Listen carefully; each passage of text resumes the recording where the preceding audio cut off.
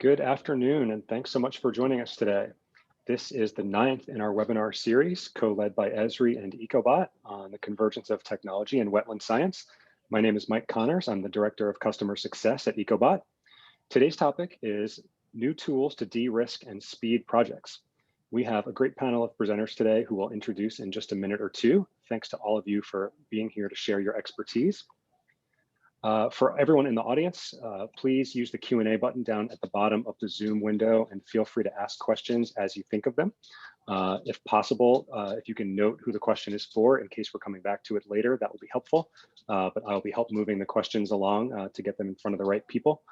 Also note, we're recording this webinar, so everyone who registered will get a follow-up email linking you to the video in the next day or two. Our host today is my colleague, Jeremy Schewe, co-founder and chief scientific officer at Ecobot, with nearly 2 decades prior experience as a wetland scientist. Jeremy, I'll hand it off to you and you can get things started. Great, thanks, Mike.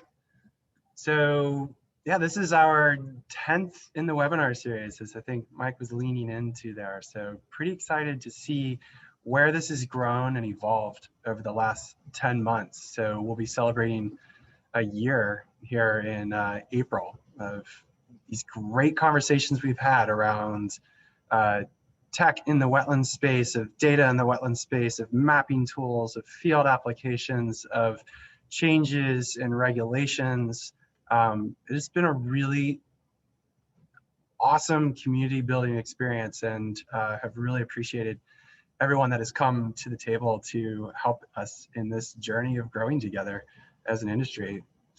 So as most of you know who have been a part of these webinars in the past, I always like to start off with a beautiful picture of a wetlands and a quote. Well, this time I thought, let's get in the wetlands in Florida in spring and swim in some of those beautiful underground springs. And because part of what we're talking about today is really around inhabiting the space of being innovators and helping to shape the future, I wanted to start off with this quote from Theodore Roosevelt, because if you're not going to do it, who is? Let's continue helping shape the future that we want to see together.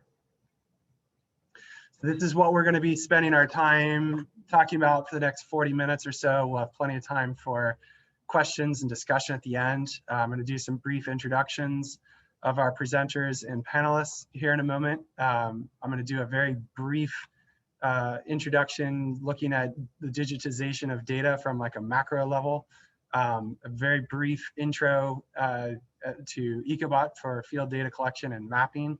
But the bulk of our conversation today is going to be focused around Holloway Environmental's team's refinement of the wetland delineation workflow that they have been working with for the past year or so.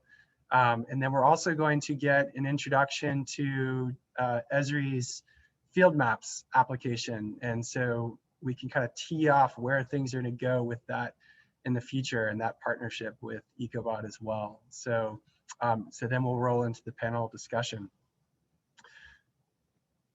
So this is who is joining us today. So we're trying something out a little bit different than what we've done in the past, where we've had one presenter from various different companies or organizations.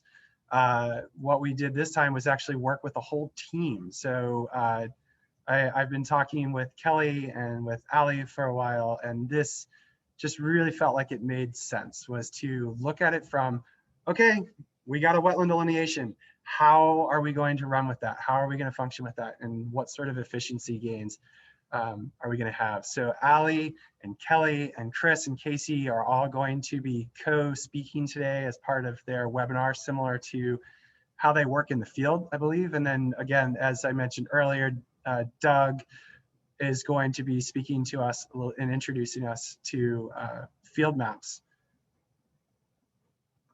Digitizing data. So let's talk from a super high level here.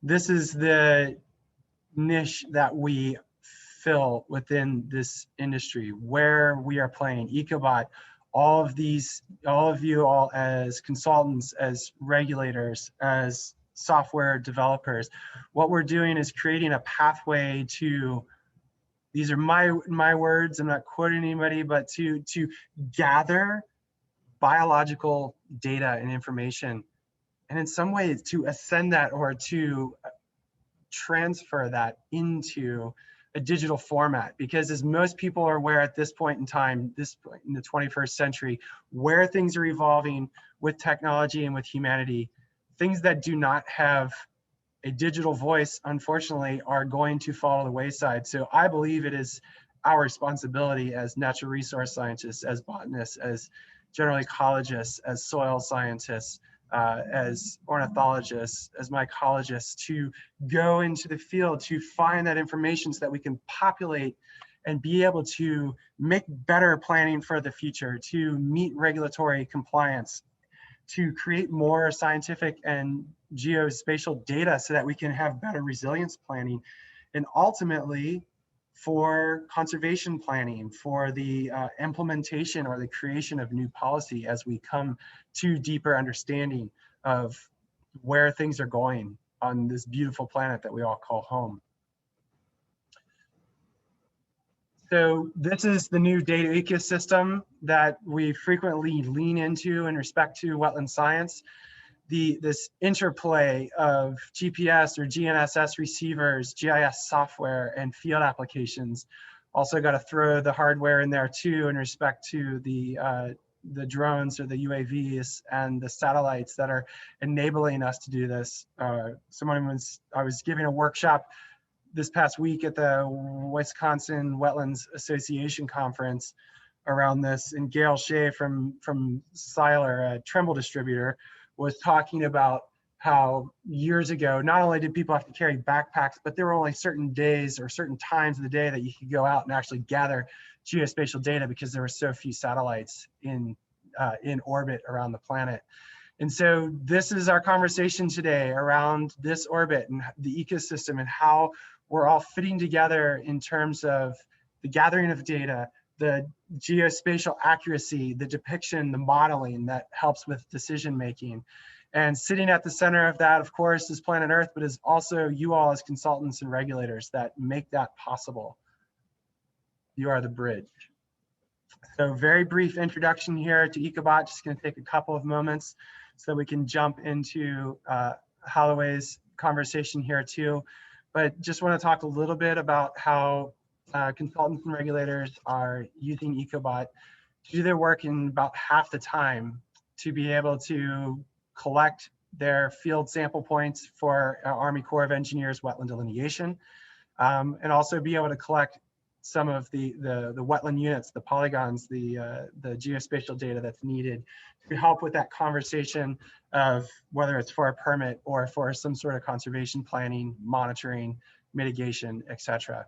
One of the things that we've been hearing from our customers over the last couple of years, especially really picking up this year, is that our customers are winning more bids. They're able to be more competitive on costs. They're able to do more work with the same size team. We've heard of a range of 25% all the way up to 42% more profitable. So providing an average there from some of our white papers and case studies. And then also from the regulatory side, just being able to be that much more cost effective on a given project. This is something that we just put together in the last month or so, which I'm pretty excited about. Just kind of shows from our launch at, when we first went public in 2019, all the way up to the present, basically where the projects are across the country. Some of those might, from a remote space, be like, oh yeah, maybe that was me working on those. But it's really been a exciting process to have this sort of divorced data that allows us to see sort of the interplay and the utilization of Ecobot and the level of confidence and competence that people are finding with what we're providing, what we're presenting to our customers and to regulators. So want to go ahead and transition here. Oh, I forgot, I slid this in. I've not slid a Star Wars slide in a long time, but Jeremy One Kenobi just wanted you all to know that these are the droids that you are looking for. So with that said, I would love to introduce Ali Altimos. We have actually known each other for several years, and Holloway came on with us last year. And so I'm really excited to hear from Ali and your team. So Ali, you want to take it from here? Sure. Thanks, Jeremy. I appreciate the introduction, and thank you for having us here today. And thank all of you for joining us for this very riveting discussion that we're about to have. Just a brief introduction to who we are as a company. Holloway Environmental Plus Communications is a small woman-owned business. We do a diverse range of environmental services, more than just wetland delineations. We do threatened and endangered species surveys, species-specific surveys, phase 1 environmental site assessments, and then for our federal clients and federally sponsored projects, NEPA documentation, and communications and public involvement. So a little different than most environmental companies with that communications component to it. But for today, we'll focus on our wetland delineation portion of our work. Our team is based in the Houston, Harris County region, and we work primarily in Texas. Our company began in 1994. And a lot has changed since 1994. I definitely identified when you mentioned about only working certain times a day. I remember thinking our PDOT, like, we're done. We can't work anymore, no satellites. So things have changed a lot. And there are so many more tools available to help reduce risk to projects and to improve efficiency in field work, which is really the focus of our presentation today. So next slide. Jeremy mentioned that we kind of have a panel today. I've got my top team here. These are our senior scientists at Holloway Environmental. I'll kind of start top left and down. You may not recognize me, but top left is me. This is pre-pandemic and pre-snowpocalypse in Texas, all with makeup and stuff on. The other picture looks a lot like me, a lot more like I actually look. And then I am a professional wetland scientist. I'm the director of environmental services. I've been in this industry for about 14 years. Feels like forever, but I do enjoy what I do. Kelly, to my right, is my right hand. She is our environmental team lead. She is an expert in coastal ecology. She's also a drone pilot and a U.S. Fish and Wildlife Service permitted biologist for several coastal species and has been in this industry for over a decade herself, and is also a professional wetland scientist. Bottom left is Casey. She is one of our environmental field leads. She's a wildlife biologist. We stole her from the Houston Zoo. She is a bird nerd and a drone pilot and an excellent delineator. And to her right is Chris Garza. He is a field lead as well. He's an ecologist, a certified arborist, a GIS specialist, and his titles go on and on about all the things that he's an expert in. We got him from the Houston Arboretum, and he is passionate about insects and fungi. So that is my very unique team, and we tackle on a lot of really cool projects. Next slide. So I wanted to talk today about the tools that we use to for efficiency in the field. And just last year, this is very relevant to us, we really needed a new GPS. Our GPS was definitely out of date. And so we started, as the director, I needed to justify how we were going to spend our money because these tools aren't cheap. And so we had to do some cost comparisons and find the hardware that worked best for us. This also happened around the same time that Wetform merged with Ecobot. So we previously used Wetform in order to enter our data from field in the office, and we needed to find a hardware that was compatible with the Ecobot software. So that was efficient and kept us all sane. So not having to juggle too much in the field. So Chris really kind of led up the demoing these different options in the field. So I'm going to let him kind of speak towards what different hardwares and softwares that we tried. Chris? Thanks, Ali.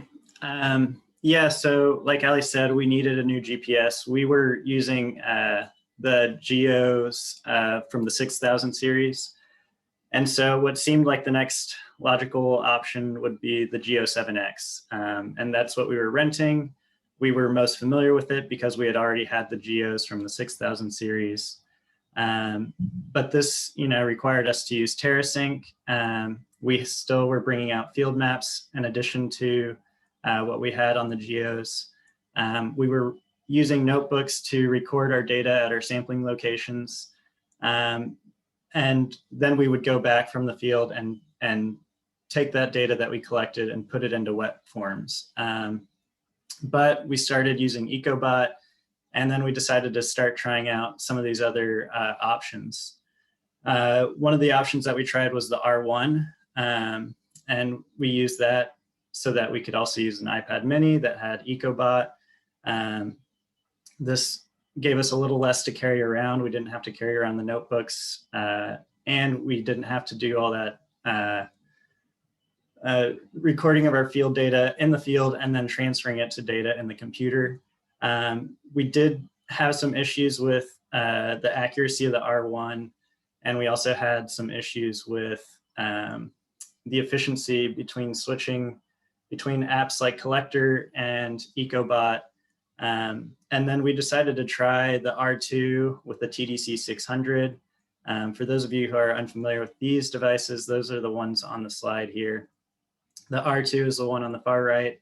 The TDC 600 is the one that looks like the cell phone that's pole mounted, or that's attached to the pole there. With these, we're using Trimble Connect and TerraFlex. Yes, as you can see on this slide, after we adopted these two, these are the ones that we went with, the R2 and the TDC 600. We named them R2D2 and C3PO. And so we're using these two devices in combination with an iPad mini so that we can use Ecobot as well. And we're finding that they're very efficient. And we'll kind of talk about how we're using those today. Next slide, please. So first thing that we do is we've got to design our transects. And so here's several tracks that we were doing, but for each one we had to design our transects for those plots. And so we design our transects, we put our sampling locations along those transects, and we're able to put those into Trimble Connect, which is the desktop version of our TerraFlex, which we're using in the TDC 600. We're also doing a desktop review of data, NWI data, NHD data, FEMA, soil, things like that. And anything relevant we can also use and include as background files for our field use. If you click ahead, you can see here's some examples of NWI data that we can upload as a background file so that when we're in the field, we can actually walk to those locations, see our location relevant to that. We can actually, include the background imagery as well. So that's really been handy. And if you click one more time, there's one more animation here. You can see, yep, that was it. So this is how we can set up the data that we're going to collect in the field. So we can click through any of these things that we want to add. If it's a wetland point, we want a name, we want a type of wetland, we want to add images, which you'll see in a later slide how we do this. But basically, we can customize it however we want and make it very user-friendly for our field use. Other than that, before we go in the field, we just got to check Ecobot for any updates, check TerraFlex for any updates, and then we can use paper maps for any kind of raster information that we can include as background files. So, for example, infrared maps, historical aerials, USGS topos, things like that. But it's far less paper maps and notebooks that we have to carry because we've got our iPad and our TDC 600. And so I'll let Casey kind of talk about our actual field work. Thanks, Chris. Before I get into the field collection process with the R2 system, I'd like to talk a little bit about the drones and how they help us save time and effort in the field. Holloway has 3 FAA certified drone pilots on staff, And before we do our field surveys, if we have a large enough project where time and budget will allow, we recommend flying the drone to get an idea of what the current conditions of the site are and if there are any areas of interest to pay close attention to. Having that current look of the site saves time in the field and data collection efforts. Next slide. So we love our R2D2 and C3PO because we no longer need to carry multiple paper maps since we can have the aerial image with the NHD, NWI, floodplain, etc. on the unit. And with Ecobot, we no longer need to carry the soil indicator guidebook or wetland plan indicator references. The R2 can be slightly more cumbersome than the Geo unit that we used to use because it needs to be mounted on a pole. You can also mount it on a backpack, but we use the pole. However, the pole can be beneficial if you have a hard to reach point, like an ordinary high water mark on a steep bank. You can extend the pole over that point to get a more accurate reading. Additionally, you can use a rangefinder for putting points in inaccessible areas or areas that are blocked for satellite connectivity, like underneath bridges or under dense tree canopies. And the pole can also double as a walking stick, which is really helpful in slippery situations. If you're hooked up to the internet or have a hotspot, the accuracy can be within inches, and office personnel can watch the mapping live through the Trimble Connect website. And the system is very efficient in the field with the two devices, the TDC 600 and the iPad. One person can be collecting the GPS data while the other person is collecting the data point information with Ecobot on the iPad. Now I'll kind of walk you through what TerraFlex looks like as you enter the data in the field. So next slide. So the image on the left side is what the project home screen looks like generally. Here you can navigate to the map view, which is the photo on the left, and your list of completed forms. The forms are the data points and lines that you've collected. We typically use lines and points and have specific information like ordinary high water marks, upland wetland data points, wetland boundary lines, and miscellaneous lines and points to cover things like culverts, ditches, and other areas of interest. On the map view, you can see the data that you've collected so far, and it's really easy to read because everything is color coded, so you know exactly what kind of points that you've put where. And when you're ready to log a point or a line, you can click on the type of form that you want to use from either the home screen or by clicking the plus sign on the top right of the map view. Next slide. And so like Chris mentioned before, you can customize what data you collect in each form. The photo on the left is how we have our wetland data point feature set up. We note the type of wetland we're mapping within the data point feature and any relevant comments. One feature we really like is that you can take photos and they'll be logged to that point. So we no longer have to label photos in the office, which saves even more time. When you go to map a line feature, the data information page looks similar to the point information page, which is shown on the screen. If you have, after you enter the information, you navigate to the map view, which is on the right. As you walk, you will hit the button that's circled in red on the bottom of the screen, and it will log a point. And as you log points, they'll be connected by a line.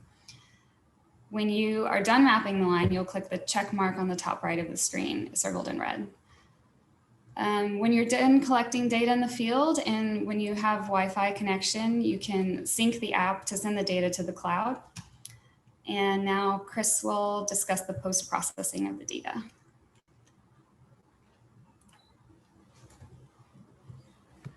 Okay, so yeah, previously when we had the geos, we would have to go back to the office and use Pathfinder Office to do differential corrections. But with the new, with the R2 and the TDC 600, corrections are done in real time. So we don't have to do any post-processing, which saves us some time there. we can download from Trimble Connect straight into a shapefile, a KMZ, a CSV. We can QA, QC within Trimble Connect. So any one of our team members can log into Trimble Connect, even with our one license. So, unlike ArcMap, only 2 of our team members have ArcMap, and so only 2 people can look at ArcMap at one time, at least, especially given now that we're remote. But with Trimble Connect, any one of our team members can log in and be looking at the same data and QA, QCing that data. We can look at the photos that are tied at any points, lines, and polygons. So here in this image, you see that one of the points collected in the field is selected there, and you can see the type of point that it was and the images that were associated with it. And actually, if you click through, you'll see how we can take this data that was collected from the field and how we map it in ArcMap. We just pull those lines in, and then we can get a product. I'm not sure, did you click through? There you go. So, here's the lines that were collected in the field, and we import it into ArcMap and then draw the polygons based on what was collected. And the other thing that we need to do post-processing is update our Ecobot forms. And the latest update to Ecobot has been extremely handy for us. Previously, we were doing the updates in the iPads, but now with the latest version of Ecobot, we can do it from our desktop computers, which has been a lot more efficient for us as well. So we're really grateful for that. And then I'll let Kelly kind of take it away with talking about our final products. Thanks, Chris. If you go to the next slide. Yep, okay. With all this information, we then prepare our reports, as you can see a few examples of them to the left. With this information, we can consolidate and refine this data into a comprehensive technical report. This newer GPS combined with Ecobot has helped us to create more streamlined and consistent reports, especially for those very dynamic and more complicated project areas that have multiple wetlands and transition lines. And so we are able to ensure that we check out every single feature or every single dark spot as they occur, since we now have aerial imagery available when doing those delineations. Since we are able to conduct a more thorough field investigation with the added layers on our GPS units, and combined with the iPad and Ecobot, we generally spend less time updating wetland data sheets, as access to soil indicators, plant wetland statuses is more readily accessible. At Holloway, we have a very stringent QA/QC process. With Trimble Connect, we are able to more efficiently and effectively review the data that was collected. We're able to view the exact locations, the associated photos on the ground, verify that data point and wetland names are consistent between the report and data forms to ensure consistency throughout, creating less confusion with the core, resulting in speedier verifications, which is very key, especially now, lately. Lastly, we are able to easily share this information, whether it be with the client, the regulatory agencies, such as the Army Corps of Engineers, or other agencies as needed, using the Trimble Connect website. We haven't truly capitalized on this feature just yet, but we're really excited about its capabilities. Next slide. In summary, we love it. This is something that we found works really well with our team. We know it may not be an exact fit for everyone, but it's our little Goldilocks just right system after trying everything. With our affectionately named R2D2 system, we have increased efficiency in tailoring data to fit our clients' needs and survey requests, from wetland delineation, seagrass surveys, oyster surveys, T&E surveys, and tree surveys, to just name a few. It's easy to use, easy to update with a very user-friendly interface. The system allows for live views to help answer any questions while the teams are out in the field. With this live view, when connected to a hotspot, we can see exactly where the team is, see what they've delineated, and help to verify any information from the office, which is super helpful as the project manager, even when it comes to access of properties. We have also noticed increased efficiency with our junior level staff as they are able to click through and choose from multiple choice items to help them learn the plants, the soil indicators, what to look for when delineating wetlands and water bodies, which has helped in getting them trained up to eventually become team leads. For more experienced staff, on the other hand, this has been more helpful to just get them through a quicker delineation. They're able to snap photos quickly with less labeling and deciphering field notes when post-processing the data, which can sometimes be difficult. As mentioned earlier, the QA/QC process has become more streamlined with less time spent creating KMZs, editing KMZs, and mining through countless pictures to see what's going on. It creates more organized and accessible data for project managers, our director, and even our president to kind of get a good understanding of what is going on and what to expect moving forward. With all these capabilities, we are seeing reduced errors across the board, which is why we all have smiling faces looking down into our little soil pit. But we really do enjoy it. But if you have any questions or if you need any support with wetland delineations or environmental surveying, please don't hesitate to reach out and let us know. We can be reached at holloway.emv or hollowayemv.com. Thank you. Great, thank you, Kelly. And so one of the things that this picture here reminds me of is when we built Ecobot's first version. This is like pre-beta, beta. What we did was we just tied a string to an iPhone and then threw it. And then if it splashed, we knew it was a wetland. And if we heard it go, we knew it was a wetland. If it bounced, then it was probably not a wetland. But anyway, that's an awesome picture. I guess, would you guys set the timer in the soil pit on the phone and then, yeah, great shot. Great shot. All right. Well, thank you, Team Holloway. Good stuff. So I want to transition now over into Esri's Field Maps application and how that might be able to fit in this industry as well. So Doug, I'm going to let you take it from here. Thanks, Jeremy. You can just zip through that slide. All right. All right. Well, thanks for getting a chance to talk to you folks today. We're certainly excited about the work that Ecobot and this community is doing, and I'm looking forward to opportunities to collaborate together in the future. Just kind of taking a step back about where we've been. Back in 2013, we initially launched Collector, and Collector was obviously a focused application designed for field data collection and inspection workflows. But we know and that is just a part of a field operations workflow, and it ends up being a sort of cyclical process by which you plan the work that's going to be needed. You get to the site where you need to perform the work, you actually capture the information, delineate the wetlands, et cetera. And then you feed that back and make that accessible to decision makers and others in the organization. And then the process oftentimes starts again. So as we started to build out the workflow here in terms of other apps, so we added apps like Workforce and Navigator. And these apps were designed to target specific aspects of that workflow.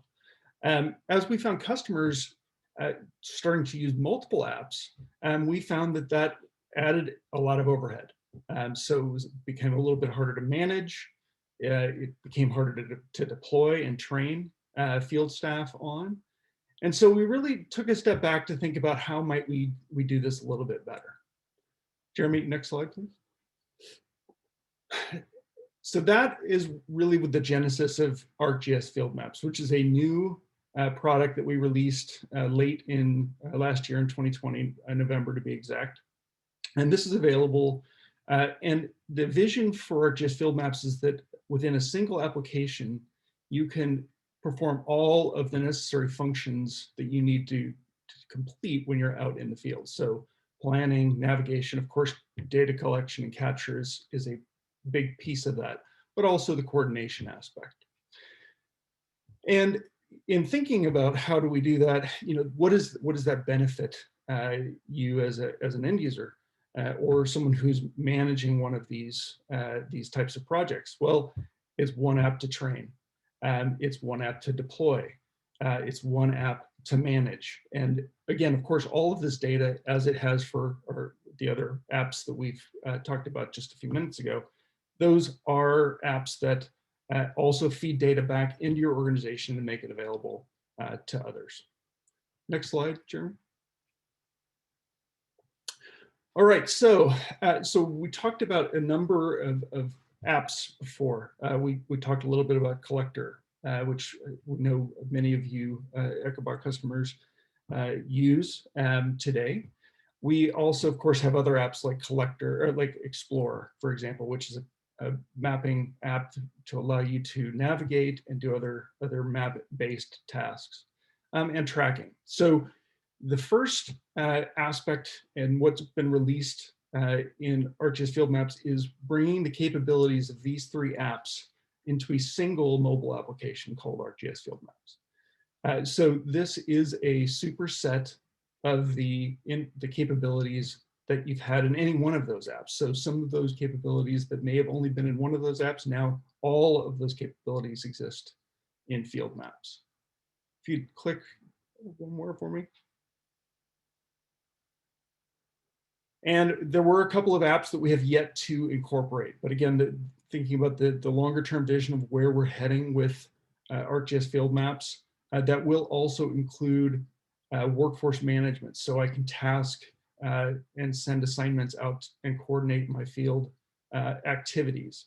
But also, of course, being able to use navigation capabilities and leverage the GIS information, potentially your own private road networks, using navigators capabilities today, and again, incorporating those into ArcGIS Field Maps as well. So again, sort of a one-stop shop for you to complete all of those workflows within the ArcGIS platform.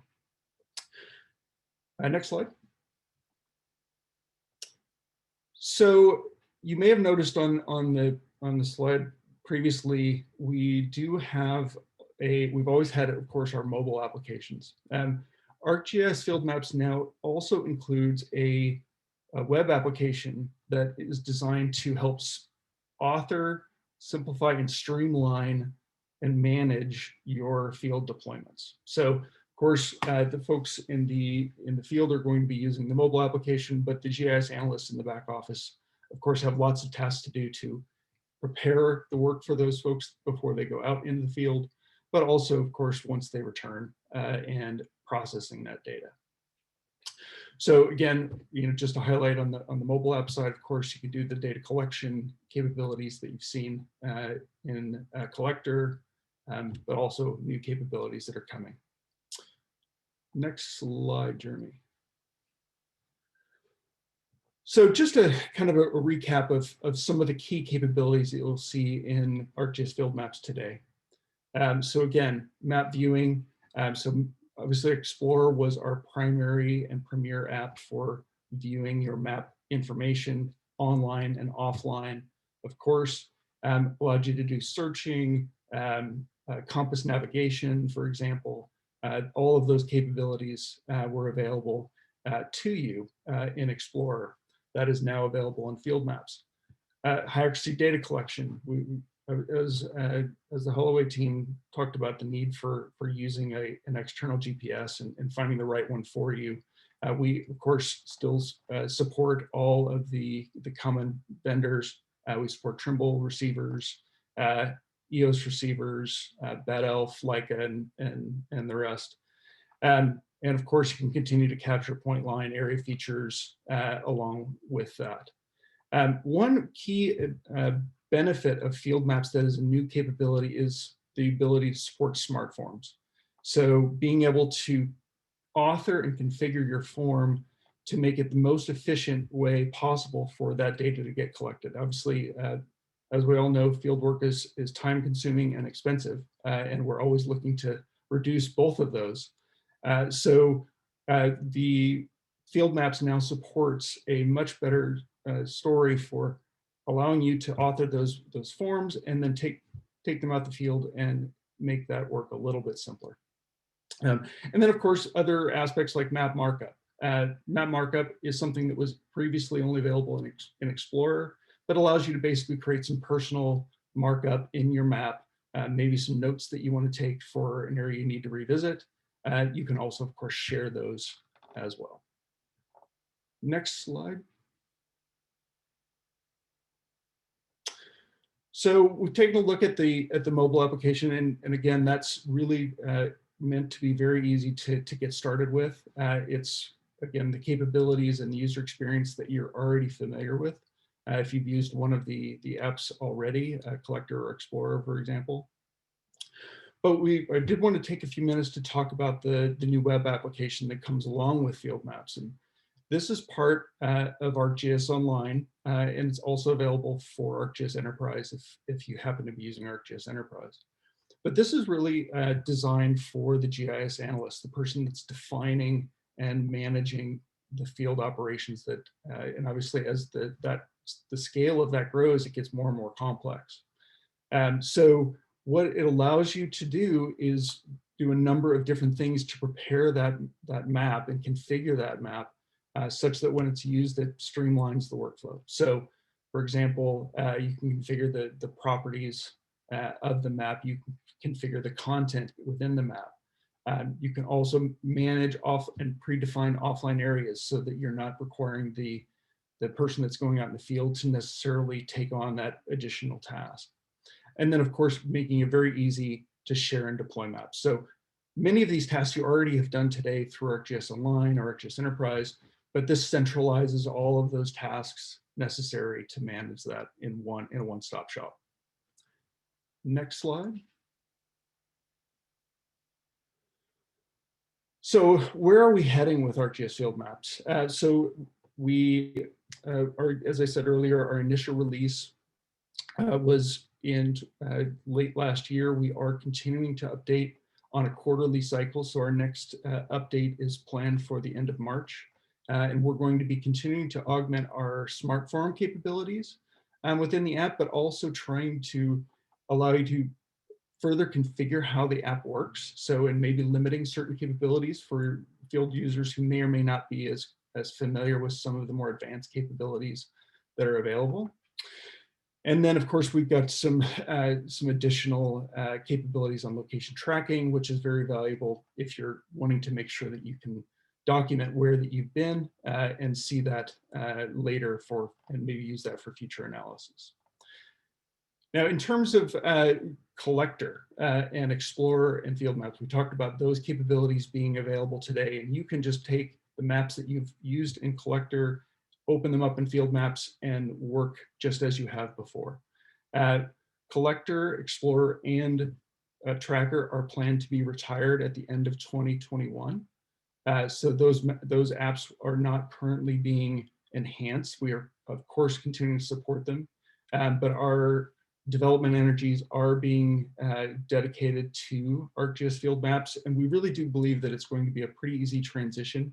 If you've looked at Field Maps at all, it looks very much like Collector. There are times when I look at, if I'm looking at a map, and I really have a hard time differentiating between the two. So very easy to kind of move from one to the other. So this is just kind of a brief overview of ArcGIS Field Maps. We've got some great literature and some learn lessons that are out on arcgis.com if you're interested in trying it out, learning more. And with that, I'll turn it back over to you, Jeremy. Great, thanks, Doug. And I want to say I've played with Field Maps a little bit in conjunction with Ecobot, and still don't have a full understanding of how that's going to work quite yet. But part of that's going to happen as we create that patch, as you spoke to earlier. So that's something that's on our docket list to make that seamless stitch back and forth between Ecobot and Field Maps here this year, and make that easier for people who have been using Collector and still want to continue to use that simpler type of functionality in conjunction with Ecobot. So certainly appreciate it, Doug. Maybe at some point in the late spring or early summer, we can revisit and do one where we can actually show the workflow and actually do some screen share captures, or maybe even actually get into the functionality, like how you export things from, ArcGIS Online or Pro or Map or whatever people would make sense to focus on. So something that we will revisit in the months to come. Just wanted to put a quick plug in for our March webinar. This will be on March 18th. Daniel Martin from Esri will be co-hosting that with me again. And we're going to hear from industry experts, from people who have written policy and regs, all the way down to the mitigation bankers, to the people who are doing the monitoring and the initial due diligence for those projects.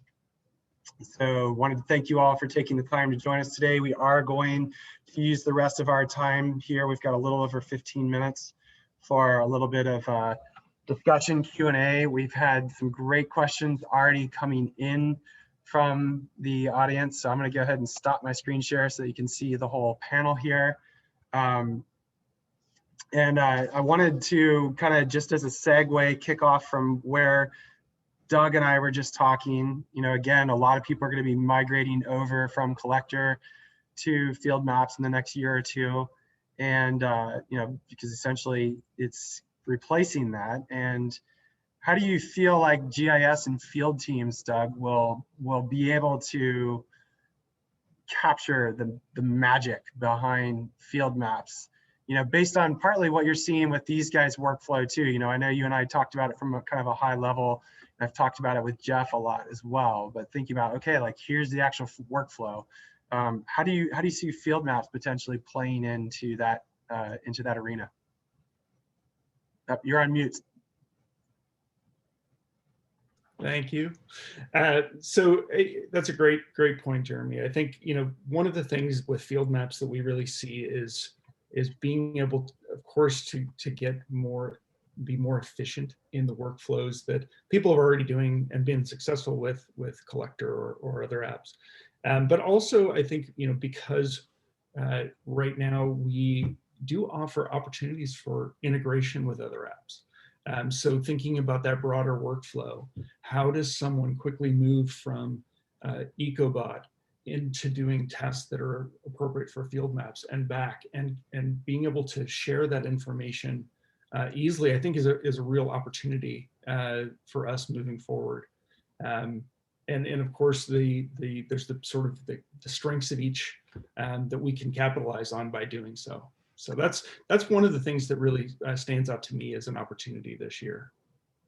Yeah, that's great. Well, I definitely look forward to having that conversation with our development team and your development team. So more to come, folks. Pretty excited about that. So I want to switch over to a little bit more on the functionality side. My friend Adam Gailey is asking about R2D2 versus the R1, and wondering how, I guess this probably be directed to Chris, you know, in terms of how did you decide between the two? In terms of accuracy, were you seeing that accuracy lost mostly because of tree cover and valley bottoms, etc.? And so just, does the R2 perform better in those areas? So Chris, you want to take that question? Yeah, I'll take that for sure. So we did see issues with tree canopies with the R1, and you'll see it with the R2 as well. But we have far higher accuracy with the R2. And there's actually multiple options as far as what you're connected to with the R2 with satellites. And so there's options like VRS. Let me see, I'm not sure exactly what that stands for, but if you have the VRS connection, you can have really high accuracy. Casey was talking about how when you connect with a hotspot, we would see accuracy within inches. And you can do that if you have issues with tree canopy as well. And so potentially, you know, if you have a loss of accuracy because of tree canopy, you can connect to VRS and see an improvement to the accuracy, which has been really handy for us. Yeah, and I'll say from my own personal experience, you know, I use the R1 in heavy tree coverage here in the Southern Appalachian Mountains, mostly in the winter. I'd still get pretty good coverage in the summer, but what I'm doing is basically, in that utilization is like T&E based. And so I just need, you know, a generalized polygon.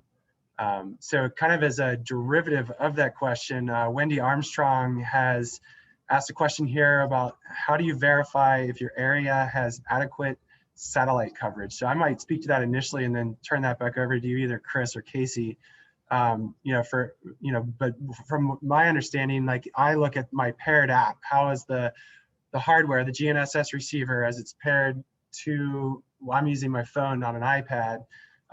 There's an indicator in there, a qualitative indicator of how many satellites you're getting reception from and whether you have access to one of the SBAS bases or something like that. But Chris, Casey, you guys want to take that question as well? I can take that on. So in TerraFlex, it'll show you whether or not you're connected to satellites, and it'll show you exactly what your accuracy is in meters or in inches or centimeters. So it's pretty easy to tell right there on the map view. Yeah, great.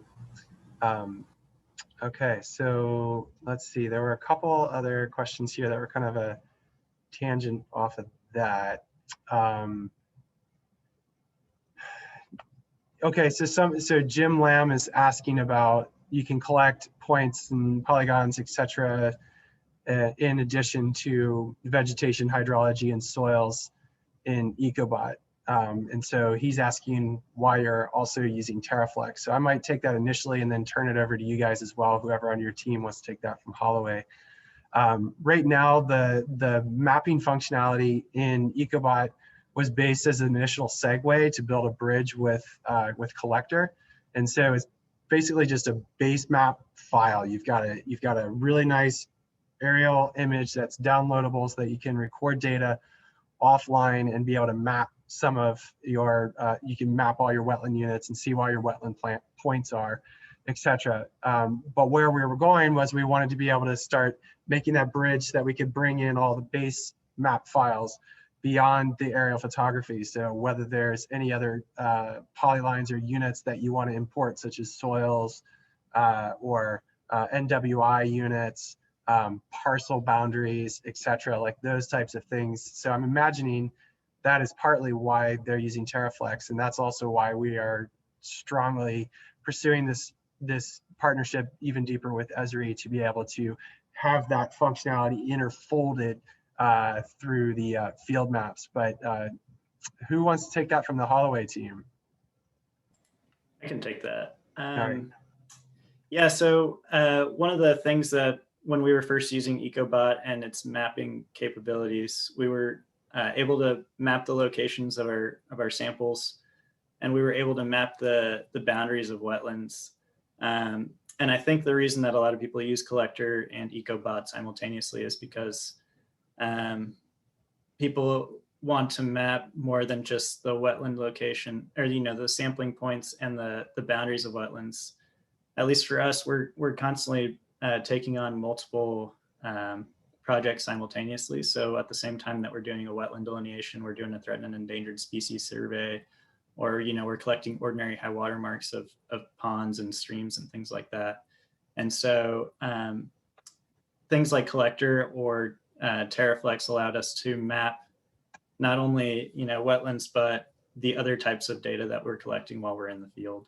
And so that was one of the reasons that we're still using Ecobot for collecting the field data, but we prefer using just something with a broader application for collecting other kinds of data besides just wetlands. Great. Yeah, so I want to take two quick questions that aren't really going to be discussion piece here. Joanne had asked about the making edits, etc. So Joanne, if you, probably best thing to do would be to reach out to me or somebody else from the Ecobot team, and we can do a demo for you of how the report works.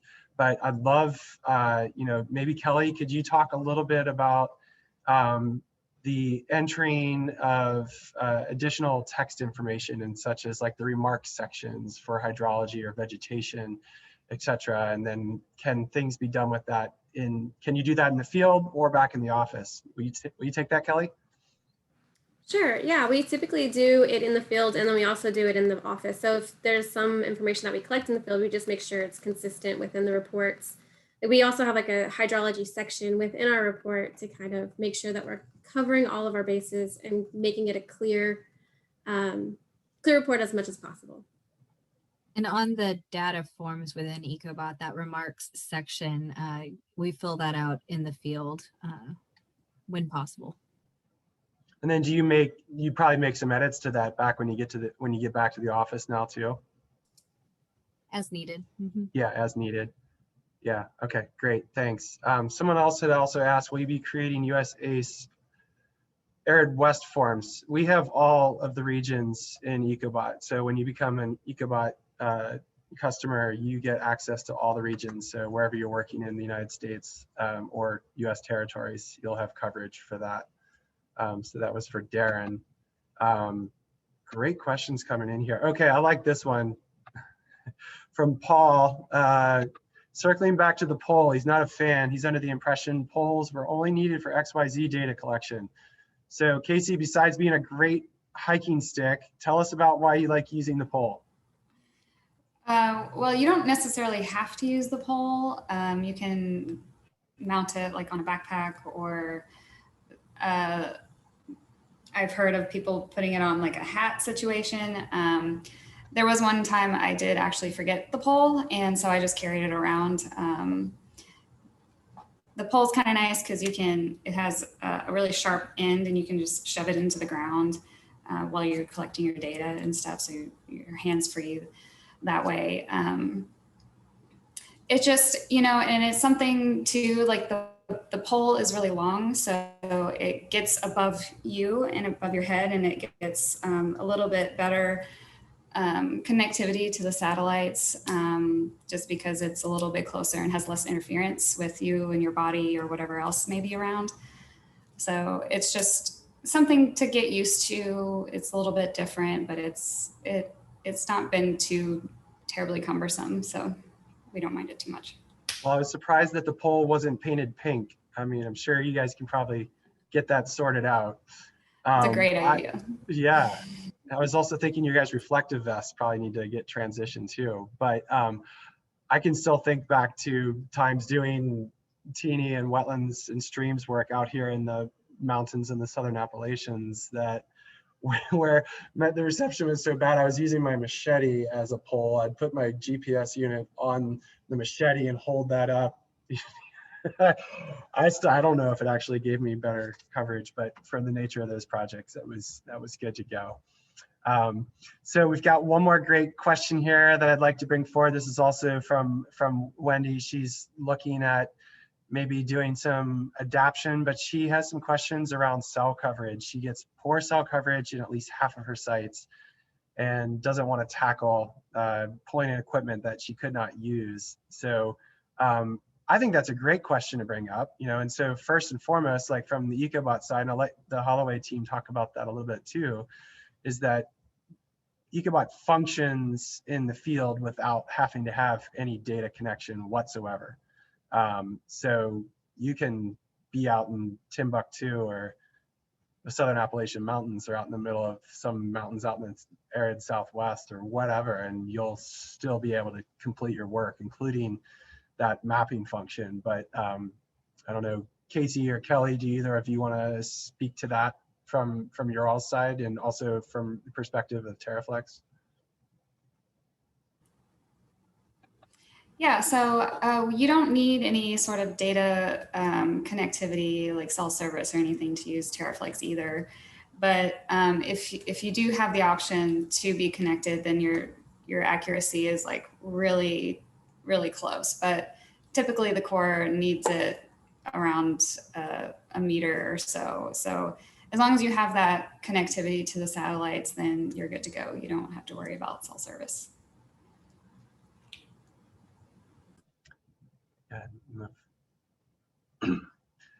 Okay, let's see. It looks like mostly we have woohoos and celebrations happening in the question arm too. Let's see. Oh, there's a question, and maybe this might be a question for Chris. Sean Ronan is asking, does TerraFlex work with a Geo 7X? Not that I'm aware of, no. Yeah, I think so. I think the R1 would work with TerraFlex. We actually didn't try that combination. Part of the reason we have the two paired, the R2 and the TDC 600, is because we bought it kind of on a deal. There was like a deal in December, and so it just made sense for us financially with the deal that our company had going on. So Great. And with that too, I just wanted to add, you can actually download TerraFlex onto any cell phone or device too. So you don't have to have the TDC 600. Great. And there's one comment in here that says that you can use the Tremble RTX IP or satellite correction with the R1 and or R2 down to sub-meter, down to 2 inches on the horizontal. So, you know, just helpful to know for people who are weighing into those options, you know, potentially for this coming field season. So, yeah, well, great stuff, everyone. I think maybe, you know, we are at our hour now, so I know we're probably gonna start seeing some people step out. I think what I do want to ask is like 1 or 2 more questions. So if people need to go, thanks for coming. Please join us again. We'll be back on March 18th. But one question I have, and this is for the Holloway team, is, you know, in terms of this whole new workflow that you guys have been working with, that you've presented here, what stands out to you most? Like, first thing that comes to mind in terms of what do you love about this new workflow more than anything else? You know, is it efficiency? Go ahead. Not having to type in wet forms back at the office. I like the live view aspects. I'm constantly requesting KMZs. Like I want to see it too, and the fact that we can use the live view of the live view there. It's really great with the pictures too. I really enjoy that. Yeah, I really like having the photos already linked up to the points, and so we don't have to label photos anymore. Because sometimes we have a lot of photos, and it's so tedious to go in, and it just is a time suck sometimes. So not having to do that is really nice. I think I like how somebody can be using Ecobot and collecting the wetland point or the upland point, while the other person is using the R2 and the TDC 600, and they're already mapping the boundaries of the wetland. So there's that efficiency of, you know, you work on this while I go map it. And by the time I've mapped the wetland, they've already done the wetland point and the upland point for that. So that's really helpful. Yeah, no, one of the things that I have found with it out in the field this last year is like being able to collect the sample points, collect the wetland units, send it back to the GIS lead back at the office, have them map it while I'm doing the next part of the project. Maybe I'm doing a qualitative assessment or something else now, and I can get a draft version of our project findings while still in the field, and potentially, you know, go and knock on a trailer door or whoever's the site manager for an area and say, hey, look, this is what we're looking at. You want to take a quick walk? You know, pretty awesome, pretty awesome. So, so Doug, I want to bring you back in before we step out here too. You know, like, you know, again, like, I know this is, you know, you're coming in from the development side of things, but from that perspective, like hearing like how all of these folks are working in the field and what they're doing, like what stands out to you and what excites you most about where we can collaborate and go in the future?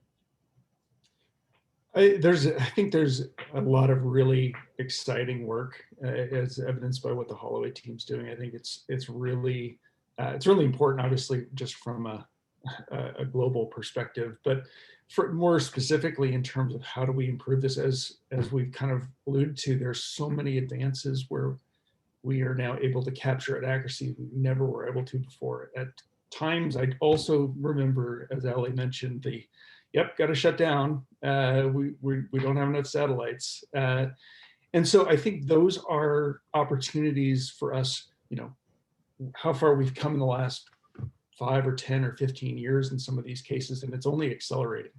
So I think we're going to see a lot more opportunities to leverage technology to make some of these workflows a lot simpler. And that's what excites me, because I know we're all being asked to do more with less these days. So those are great opportunities I'm looking forward to pursuing. Great, thanks, Doug. Yeah, I mean, I really feel like this is the shape of the future, and it's going to just get better and more efficient, more effective, and it's a lot of fun to see it come alive. So I wanted to thank everyone here on the presentation teams and panelists for joining us today, for helping put together this exciting webinar. I feel like there's a lot of great questions that came from that. So obviously there's people really thinking about things. So I hope that everyone gets to hear from someone who attended this webinar. I'm ready to hire Holloway to help me out with my next wetland delineation, especially if I get a pink vest. So yeah, thank you all for taking the time, and we'll look forward to seeing you in March. And if you have questions about Ecobot, feel free to reach out to me and my team. If you have questions about field maps, reach out to Doug or his team. And if you have questions about Holloway, reach out to Ali and Kelly and their team. So thank you, everyone, and we'll see you again soon. Thank you. Thank you. Thank you. All right, thanks. Bye.